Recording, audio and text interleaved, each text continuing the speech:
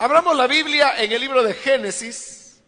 Nos encontramos en el capítulo número 27, donde vamos a leer la palabra de Dios.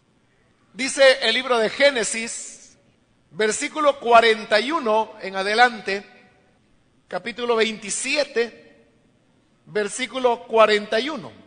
A partir de ese momento, Esaú guardó un profundo rencor hacia su hermano por causa de la bendición que le había dado su padre, y pensaba: ya falta poco para que hagamos duelo por mi padre.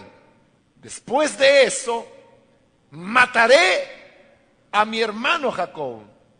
Cuando Rebeca se enteró de lo que estaba pensando Esaú, mandó llamar a Jacob y le dijo: mira, tu hermano Esaú está planeando matarte para vengarse de ti. Por eso, hijo mío, obedéceme, prepárate y huye enseguida a Harán, a la casa de mi hermano Labán, y quédate con él por un tiempo hasta que se calme el enojo de tu hermano. Cuando ya se haya tranquilizado y olvide lo que le has hecho, yo enviaré a buscarte. ¿Por qué voy a perder a mis dos hijos en un solo día?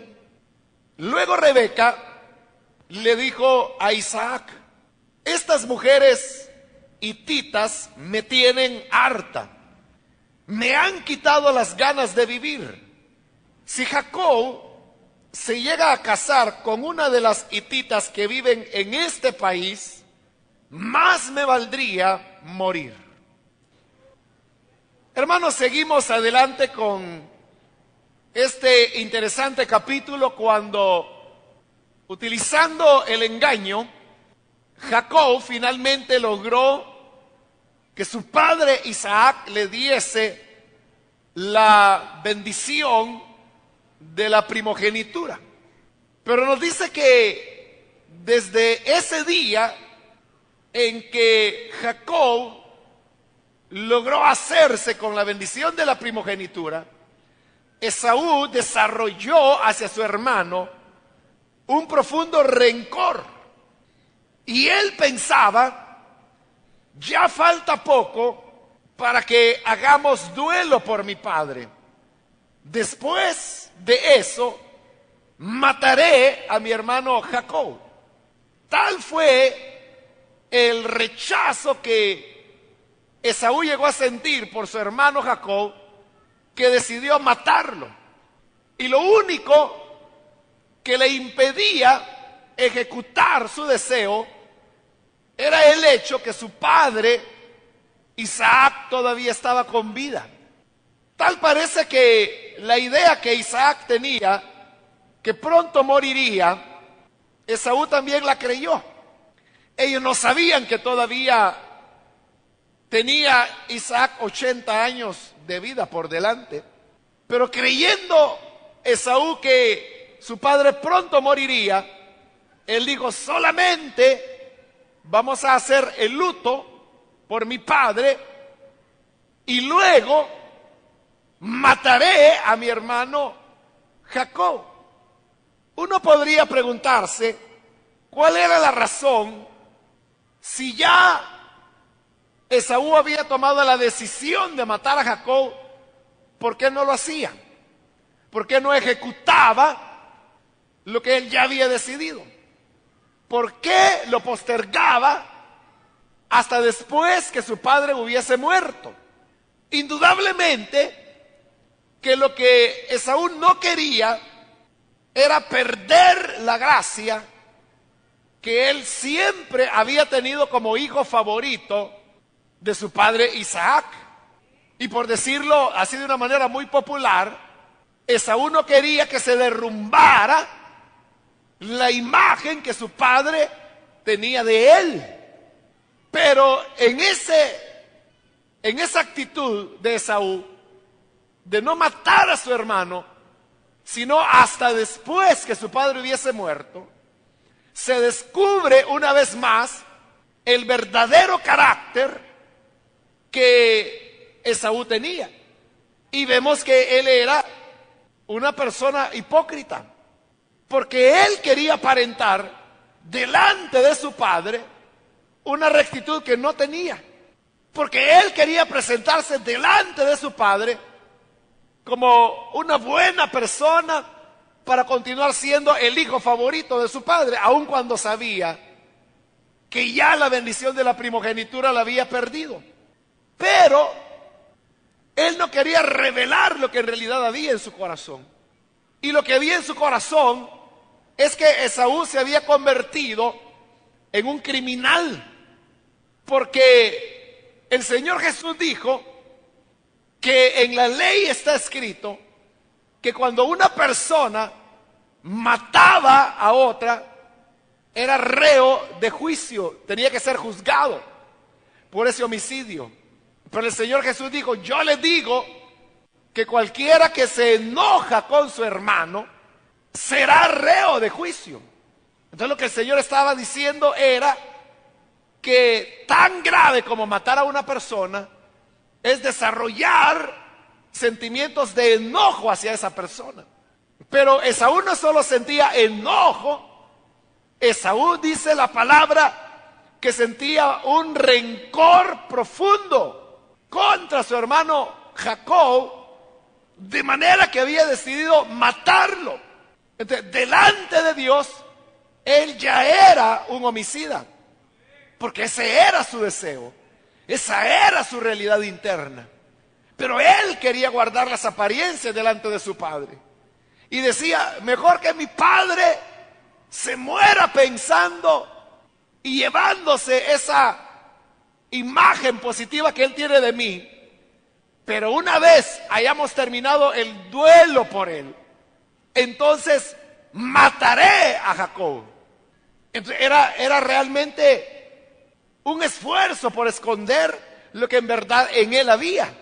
Y oiga que esas son las cosas por las cuales Esaú no era la persona apropiada para poder ser el heredero de la promesa.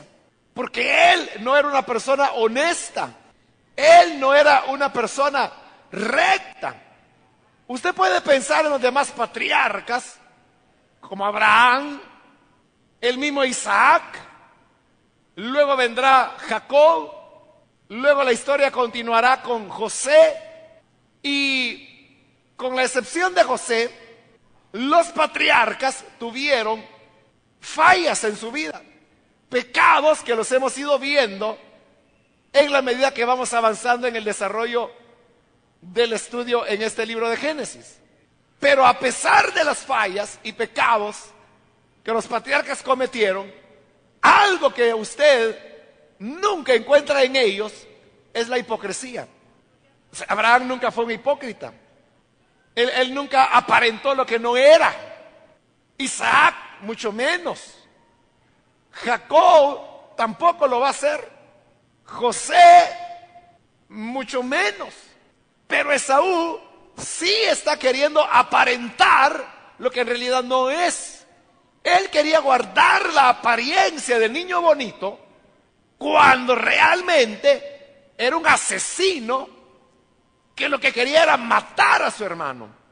Y así como él había sido un profano, como dice la carta a los Hebreos, cuando repudió su derecho de primogénito a cambio de un guisado de lentejas, igual ahora él está demostrando que no tenía el carácter ni la espiritualidad como para ser el heredero de la promesa. Lastimosamente, las personas muchas veces ponen más énfasis en la apariencia ante las personas que lo que son genuinamente en sus corazones. Nos preocupamos por cubrir la apariencia, nos preocupamos por presentar una imagen de rectitud, una imagen de, ¿cómo le diría?, de honestidad, de integridad. Pero debemos recordar que Dios no ve lo que el hombre ve. Dios lo que ve es el corazón. Al Señor no se le puede engañar. Y por eso es que cada uno de nosotros, más que cuidar nuestras apariencias, debemos cuidar nuestros corazones. Que en ellos haya paz, que en ellos haya verdadero amor, que en nuestro corazón haya integridad, honestidad, solidaridad para con el prójimo. Porque esas son las cosas que Dios realmente bendice y aprueba. Ahora, ahí hemos leído que dice que eso es lo que pensaba Esaú. Pero en el versículo 42 nos encontramos que dice que cuando Rebeca se enteró de lo que estaba pensando Esaú, mandó a llamar a Jacob. ¿Cómo hizo Rebeca para saber lo que Esaú estaba pensando? Es bien difícil saberlo. Pero aquí otra vez, Rebeca, al igual que en la primera parte de este capítulo, cuando ella urde todo el plan para que la bendición caiga sobre el hijo que ella quiere, que es Jacob, que coincide que es el que Dios ha escogido, ella mostró allí una gran inteligencia, una gran perspicacia y alguna manera de salirse con la suya. Entonces, igual hoy, ella va a demostrar una gran habilidad para tratar con su hijo y hacer posible que él huya para que no vaya a caer víctima de las intenciones de su hermano. Entonces llama a Jacob y le dice: mira, tu hermano Esaú está planeando matarte para vengarse de ti. Por eso, hijo mío, obedéceme. Ahí puede usted notar cómo Rebeca tenía una gran influencia sobre Jacob, porque ella la segunda vez que le dice obedéceme.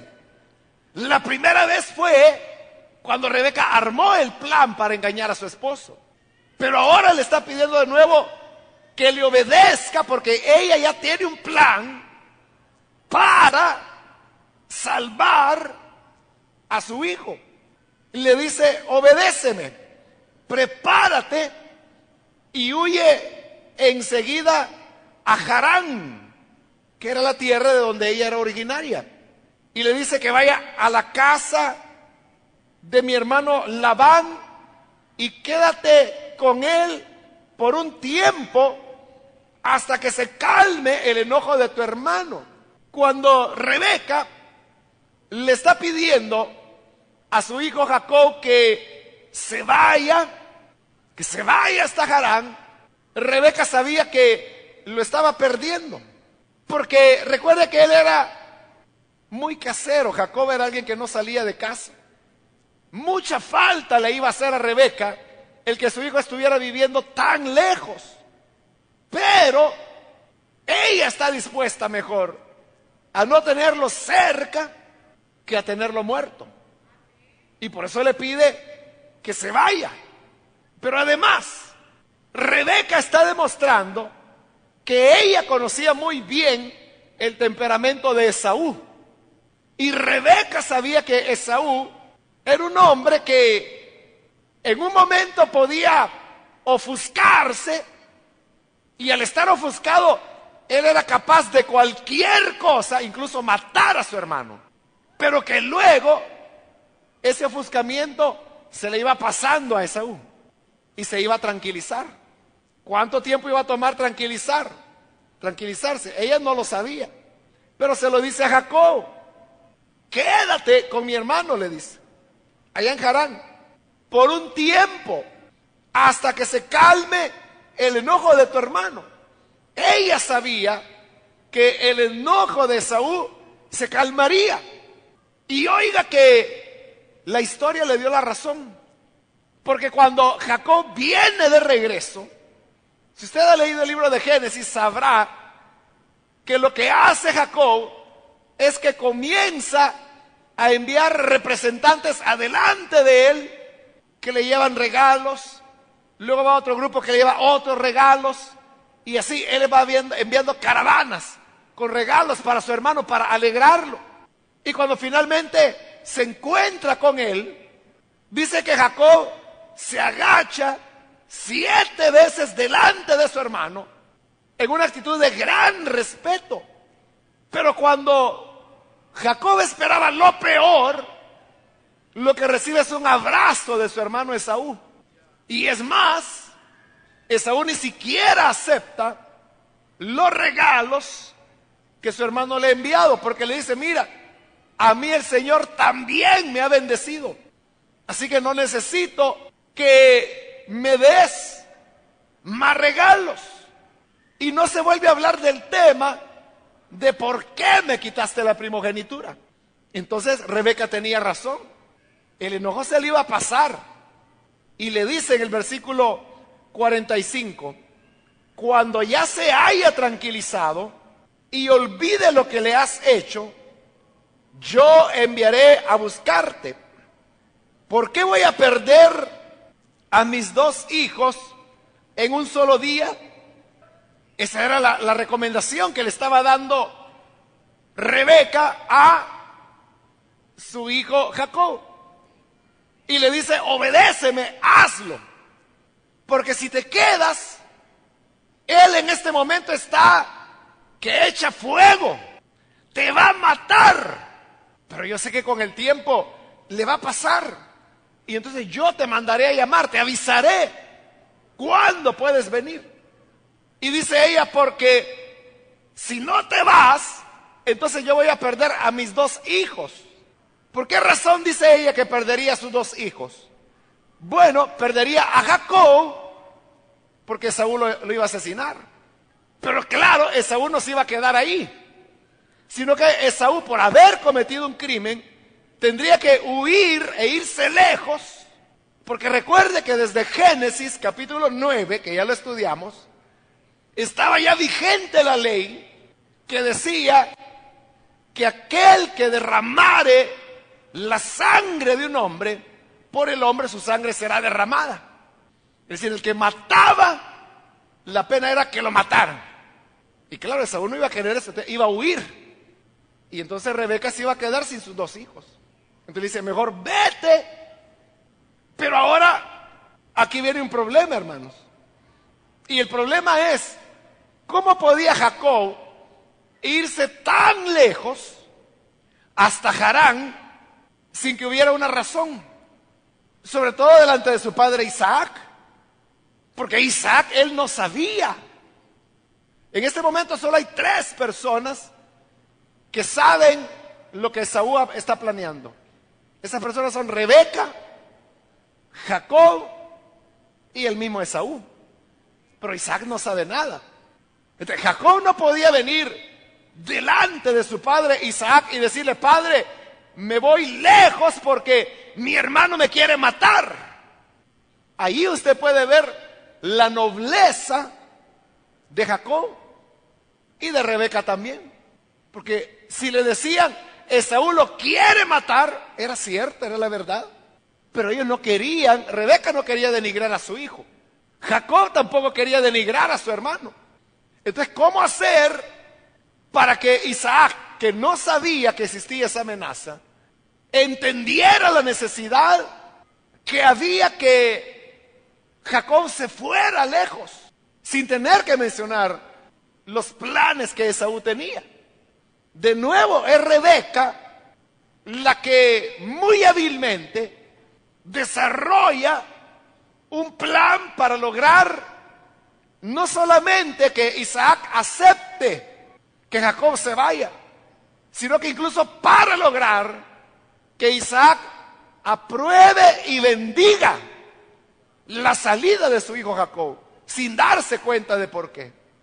Entonces, utilizando de esa astucia que Rebeca tenía, dice el versículo 46, que después de haber hablado con Jacob, Rebeca le dijo a Isaac: estas mujeres hititas me tienen hartas. Recuerda que Esaú se había casado con 2 mujeres, tenía 2 esposas y las 2 eran hititas. A ellas se está refiriendo Rebeca. Cuando dice, estas mujeres hititas me tienen harta, me han quitado las ganas de vivir. Si Jacob se llega a casar con una de las hititas que viven en este país, más me valdría morirme. Entonces Rebeca le dijo a Isaac, mejor me muero a ver a mi hijo casado con una hitita, como Esaú se casó ya con 2 de ellas.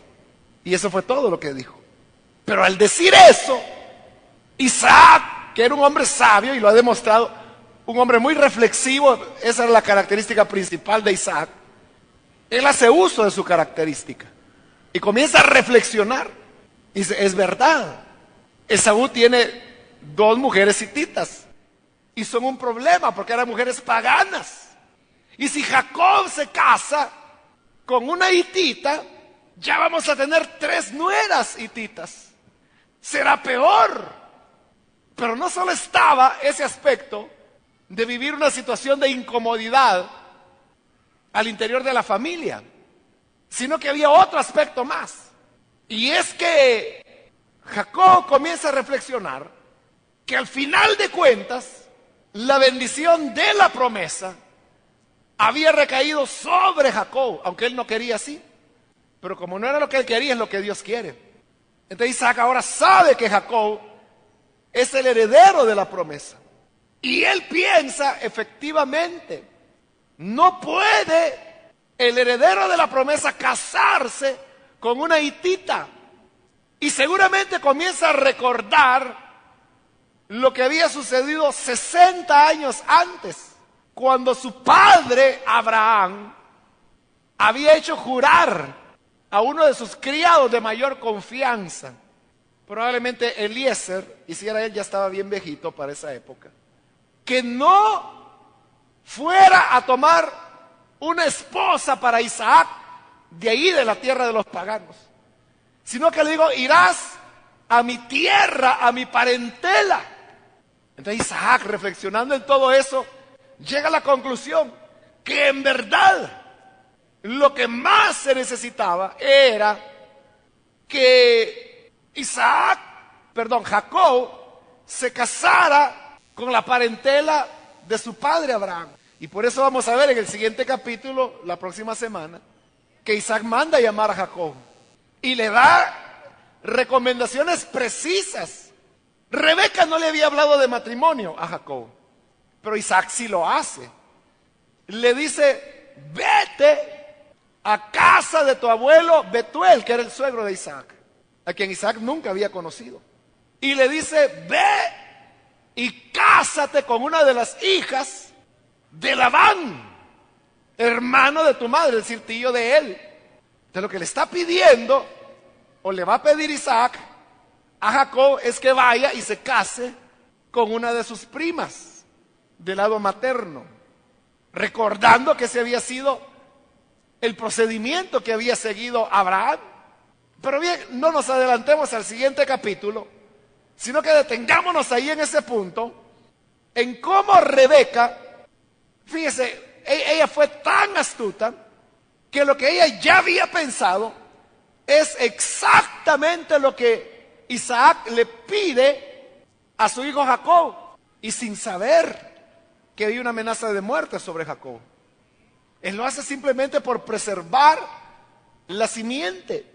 Ahora, quiero decirle que eso que Rebeca le dijo a su hijo Jacob, cuando le haya pasado el enojo a tu hermano, yo te mandaré a llamar, nunca ocurrió.